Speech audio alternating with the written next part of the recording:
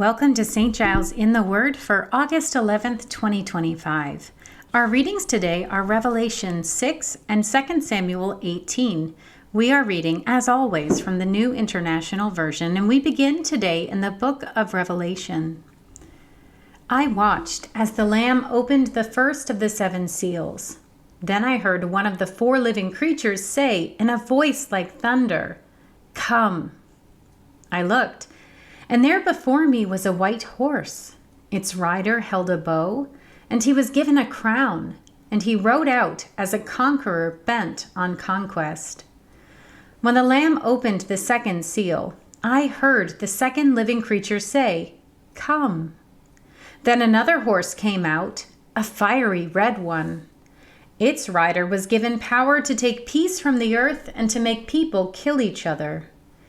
To him was given a large sword. When the Lamb opened the third seal, I heard the third living creature say, "Come." I looked, and there before me was a black horse. Its rider was holding a pair of scales in his hand. Then I heard what sounded like a voice among the four living creatures saying, 2 pounds of wheat for a day's wages, and 6 pounds of barley for a day's wages, and do not damage the oil and the wine. When the Lamb opened the fourth seal, I heard the voice of the fourth living creature say, "Come." I looked, and there before me was a pale horse. Its rider was named Death, and Hades was following close behind him. They were given power over a fourth of the earth to kill by sword, famine, and plague, and by the wild beasts of the earth. When he opened the fifth seal, I saw under the altar the souls of those who had been slain because of the word of God and the testimony they had maintained. They called out in a loud voice, "How long, Sovereign Lord, holy and true, until you judge the inhabitants of the earth and avenge our blood?" Then each of them was given a white robe, and they were told to wait a little longer until the full number of their fellow servants, their brothers and sisters, were killed, just as they had been. I watched as he opened the sixth seal. There was a great earthquake. The sun turned black like sackcloth made of goat hair. The whole moon turned blood red. And the stars in the sky fell to earth as figs drop from a fig tree when shaken by a strong wind. The heavens receded like a scroll being rolled up, and every mountain and island was removed from its place.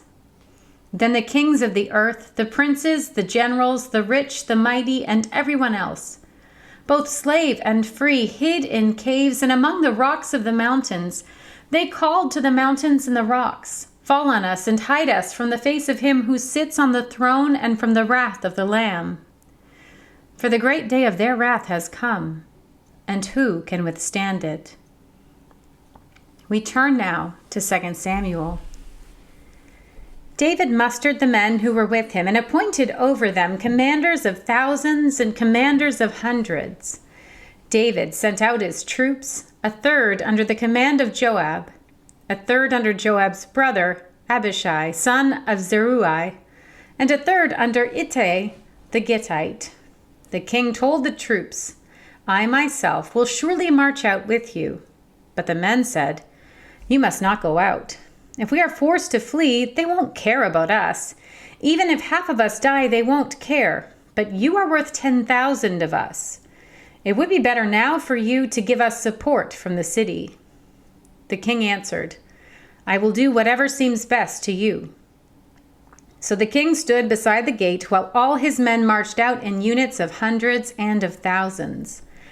The king commanded Joab, Abishai, and Ittai, "Be gentle with the young man Absalom for my sake." And all the troops heard the king giving orders concerning Absalom to each of the commanders.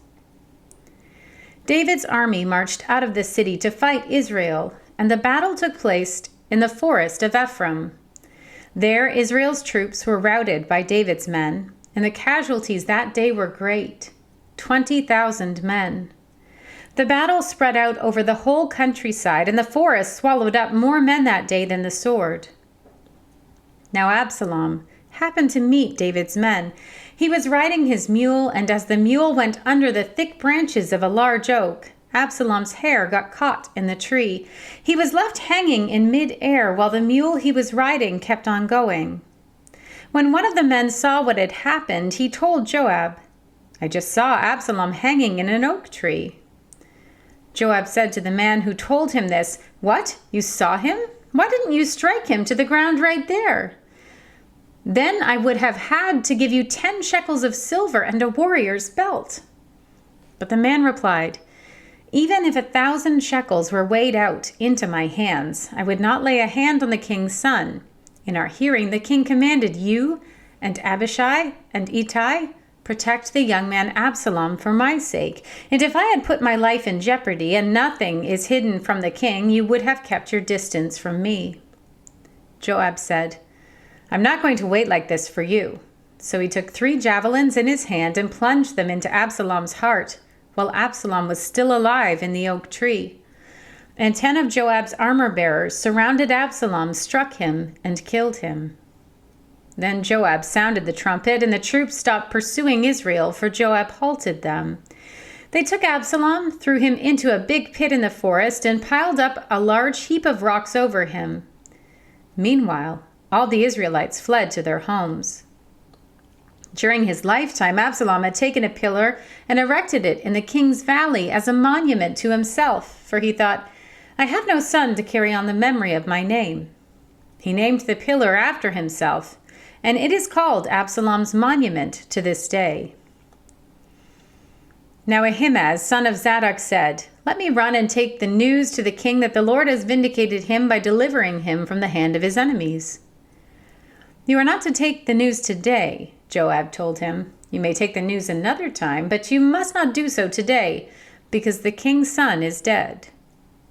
Then Joab said to a Cushite, "Go tell the king what you have seen." The Cushite bowed down before Joab and ran off. Ahimaaz, son of Zadok, again said to Joab, "Come what may, please let me run behind the Cushite." But Joab replied, "My son, why do you want to go? You don't have any news that will bring you a reward." He said, "Come what may, I want to run." So Joab said, "Run." Then Ahimaaz ran by the way of the plain and outran the Cushite. While David was sitting between the inner and outer gates, the watchman went up to the roof of the gateway by the wall. As he looked out, he saw a man running alone. The watchman called out to the king and reported it. The king said, "If he is alone, he must have good news." And the runner came closer and closer. Then the watchman saw another runner, and he called down to the gatekeeper, "Look, another man running alone." The king said, "He must be bringing good news too." The watchman said, "It seems to me that the first one runs like Ahimaaz, son of Zadok." "He's a good man," the king said. "He comes with good news." Then Ahimaaz called out to the king, "All is well." He bowed down before the king with his face to the ground and said, "Praise be to the Lord your God. He has delivered up those who lifted their hands against my lord the king." The king asked, "Is the young man Absalom safe?" Ahimaaz answered, "I saw great confusion, just as Joab was about to send the king's servant and me, your servant. But I don't know what it was." The king said, "Stand aside and wait here." So he stepped aside and stood there. Then the Cushite arrived and said, "My lord, the king, hear the good news. The Lord has vindicated you today by delivering you from the hand of all who rose up against you." The king asked the Cushite, "Is the young man Absalom safe?" The Cushite replied, "May the enemies of my lord, the king, and all who rise up to harm you be like that young man." The king was shaken. He went up to the room over the gateway and wept. As he went, he said, "Oh, my son, Absalom, my son, Absalom, if only I had died instead of you. Oh, Absalom, my son, my son."